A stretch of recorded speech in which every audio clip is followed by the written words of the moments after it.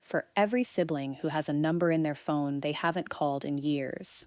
It might not be too late. I kept his number in my phone for 10 years without calling it.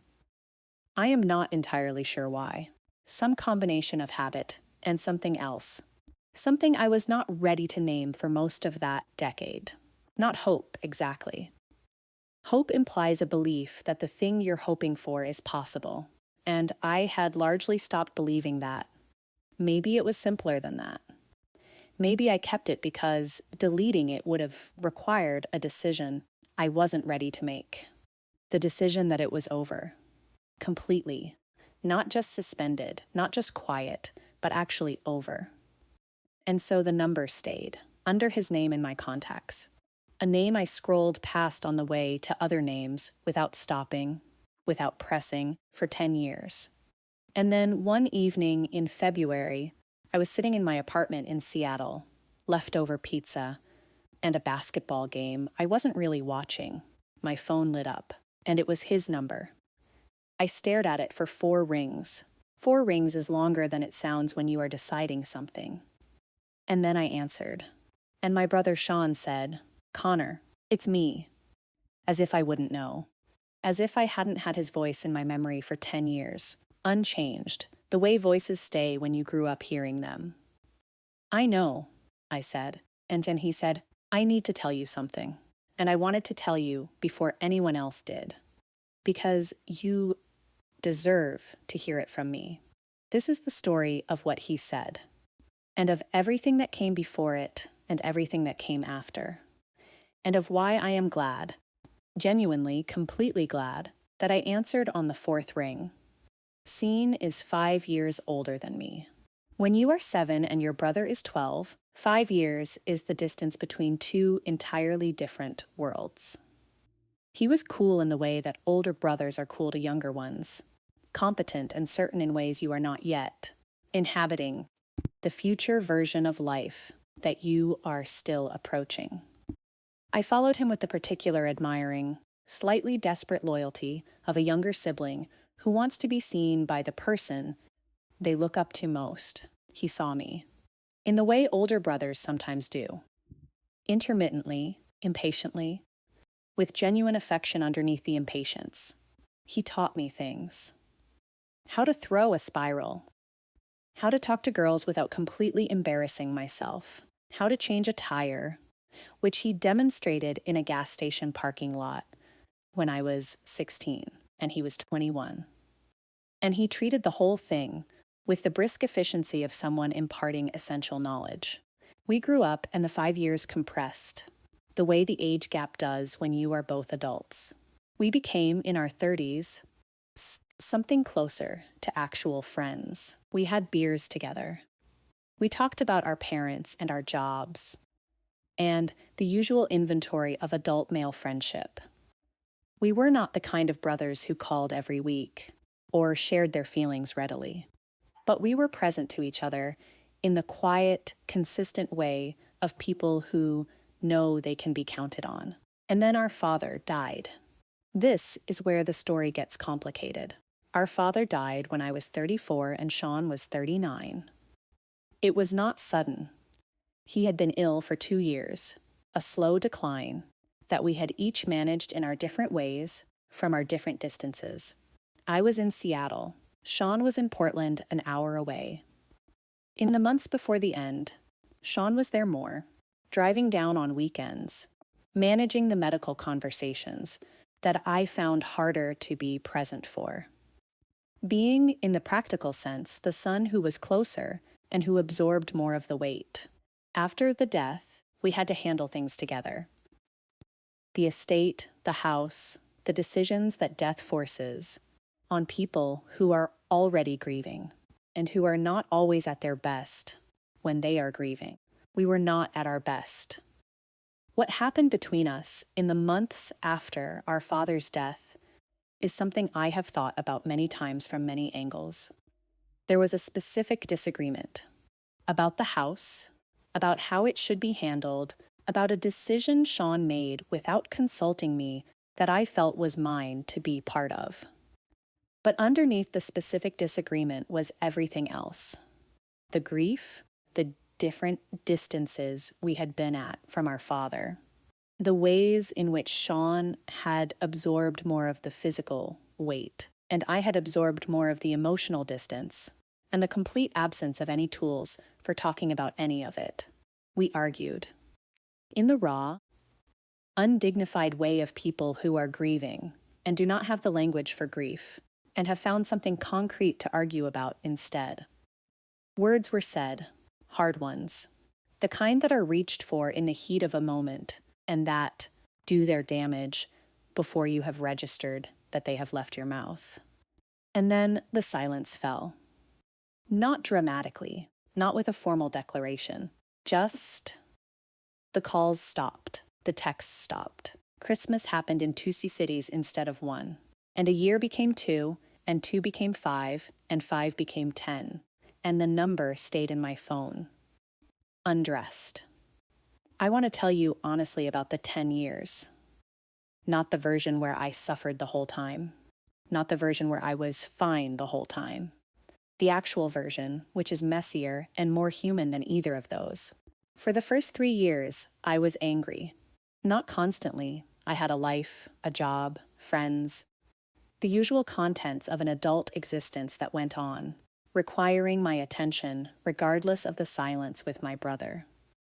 But underneath the ordinary life was a steady, burning conviction that I had been wronged, that Sean had made a decision that was mine to be part of, had done so with the confidence of an older brother who had always acted as if the 5-year age gap meant he knew better, and had then doubled down rather than acknowledged it when I pushed back. I rehearsed conversations in my head. The things I would say if he called, if he apologized, if he gave me the opening I was waiting for. I rehearsed them with the particular righteousness of someone who is absolutely certain their version of events is the correct one. By year 4 or 5, the anger had cooled into something less hot and more familiar. I had made my peace with the idea that the relationship was over. Not with happiness. I was not happy about it. But with the particular resigned acceptance of someone who has decided that the alternative to acceptance is continuing to be angry at something unchangeable. And that is its own kind of damage. I did not talk about Sean to people who knew us both.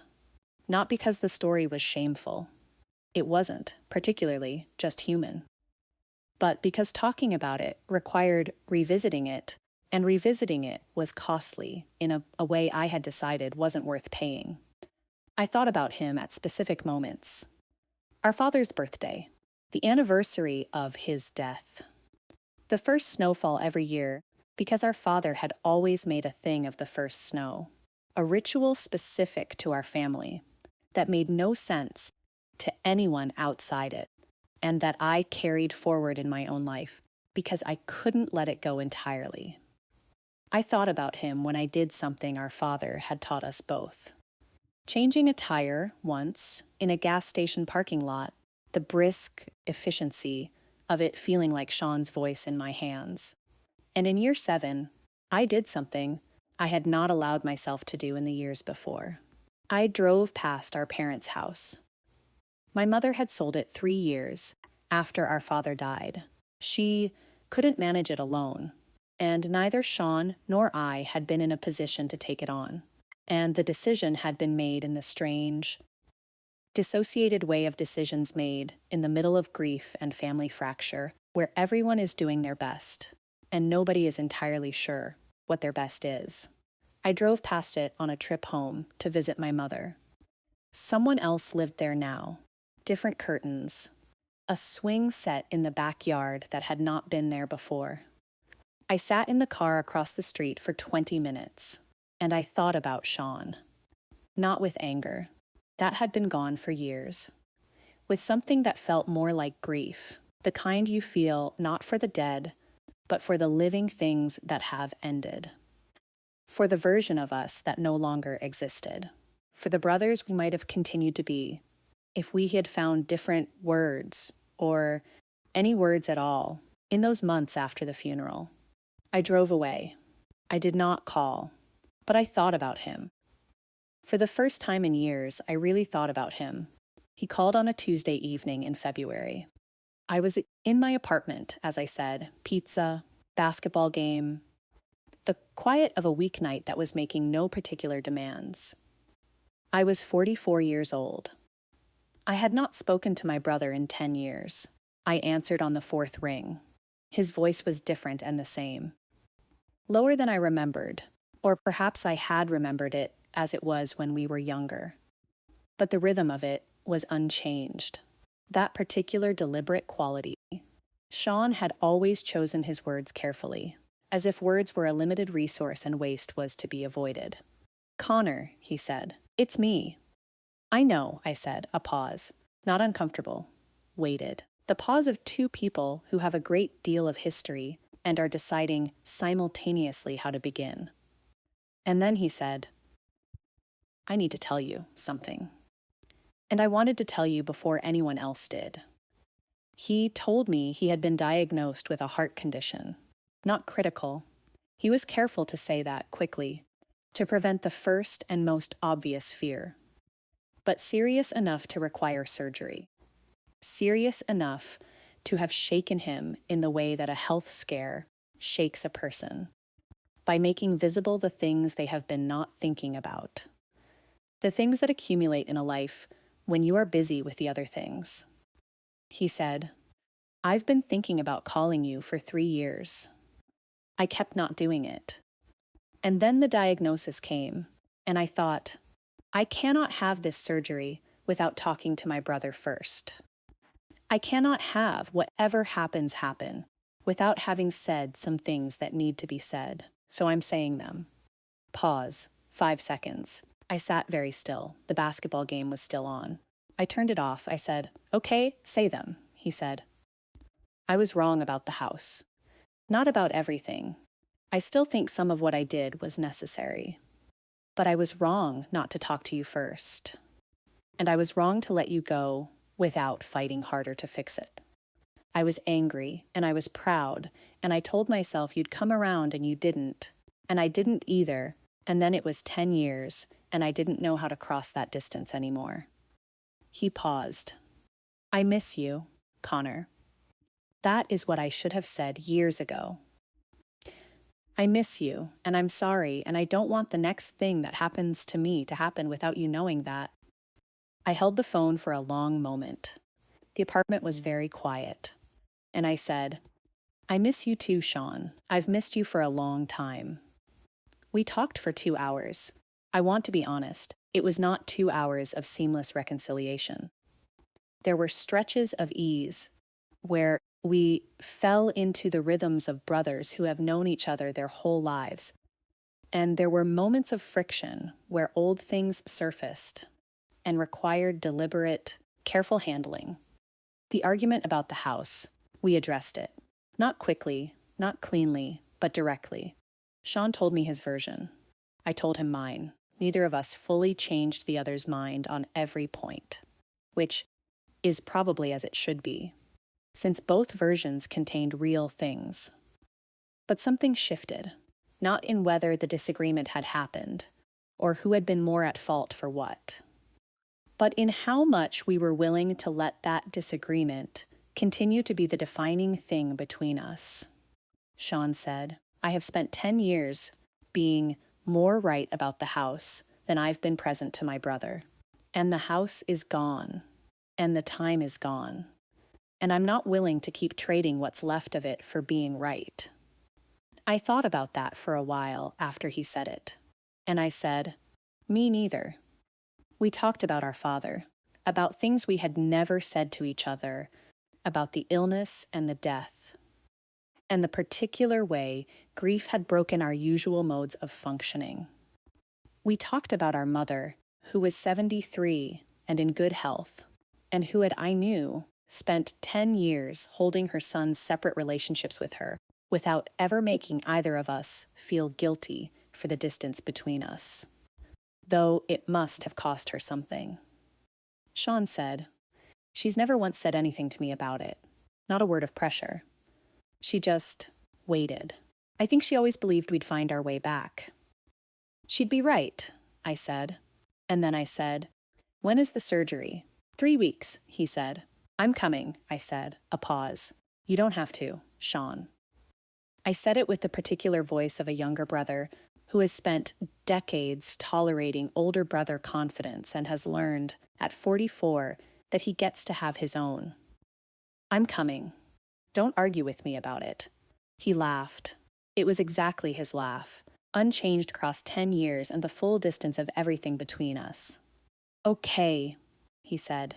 "Okay, thank you." We said goodbye at close to midnight, and I sat in my apartment with the quiet of a Tuesday night and the residue of 2 hours of my brother's voice, and I felt something I had not felt in 10 years, like myself.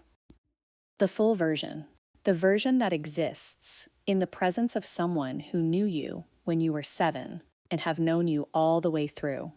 I drove to Portland 3 weeks later. I did not fly.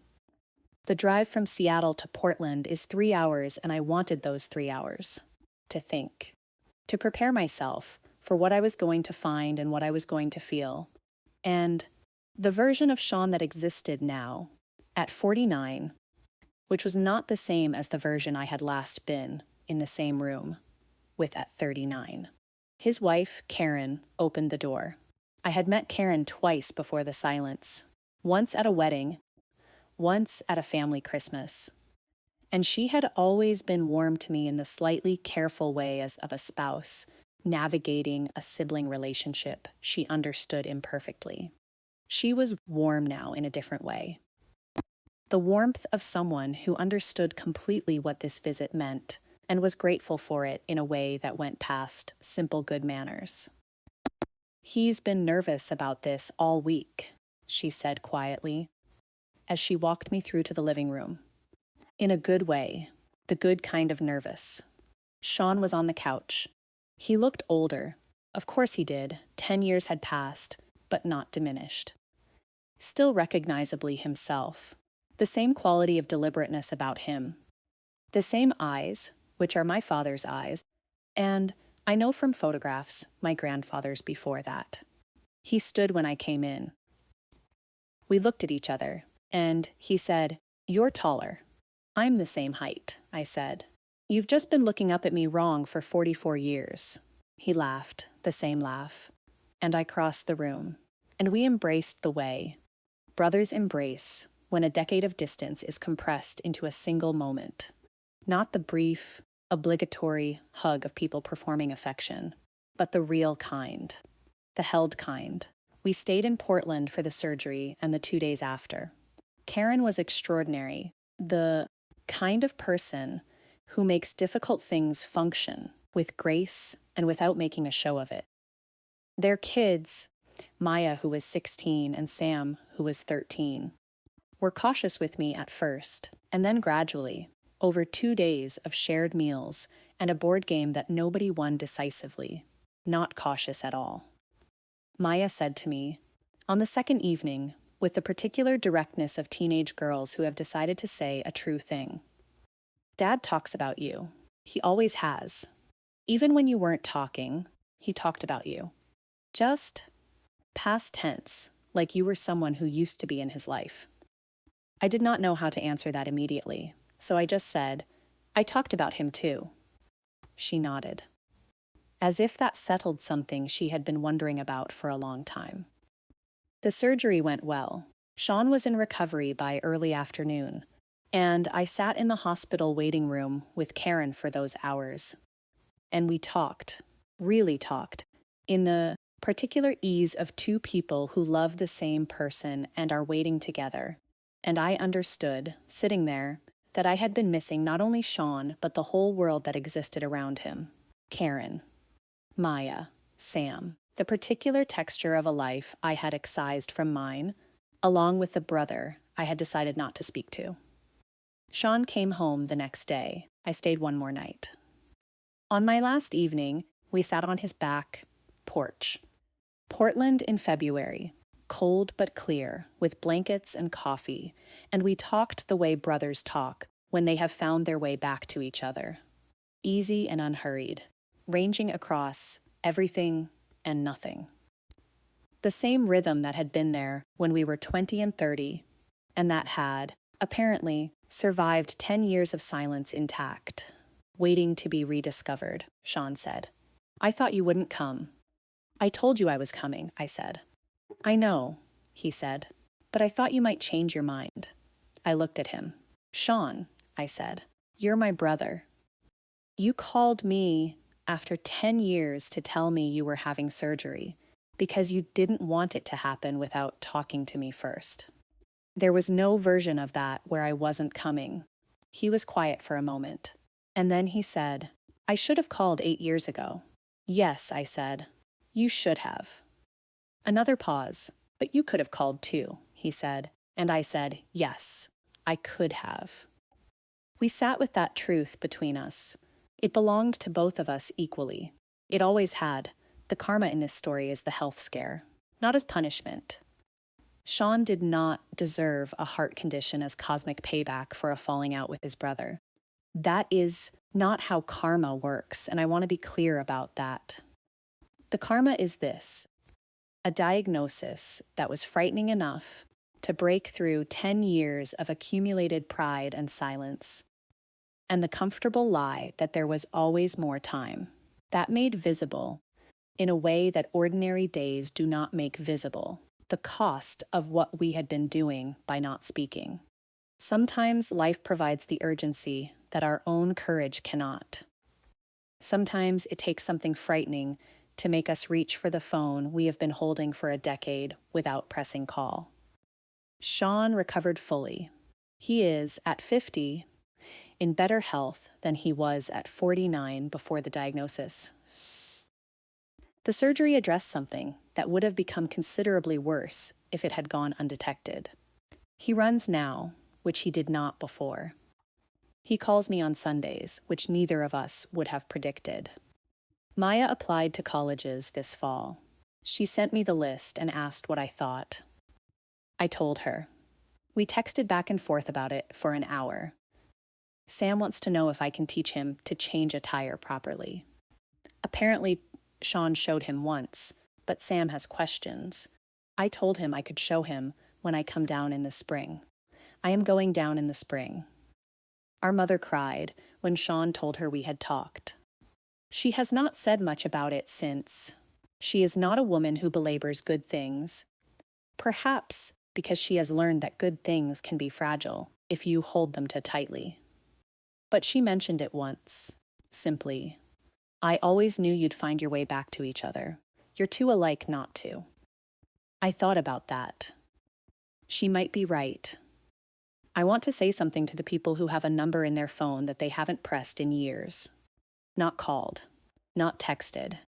Just there, a name you scroll past, a relationship suspended in whatever state it was in when the silence fell, preserved in the amber of your contacts list, like something from before.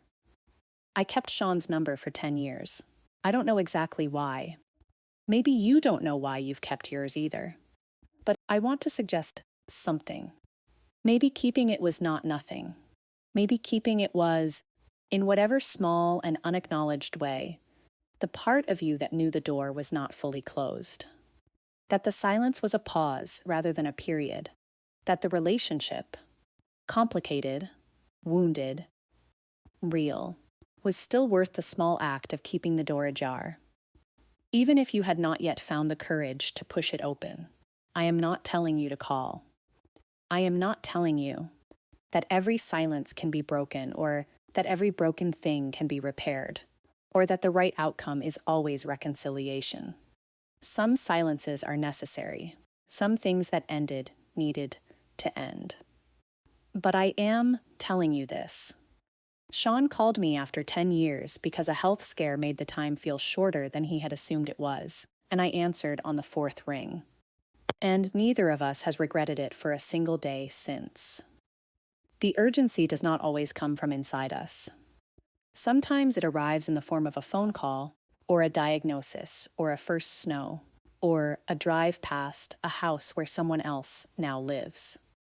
Sometimes something outside us provides the clarity that our own hearts have been working toward for years. But sometimes,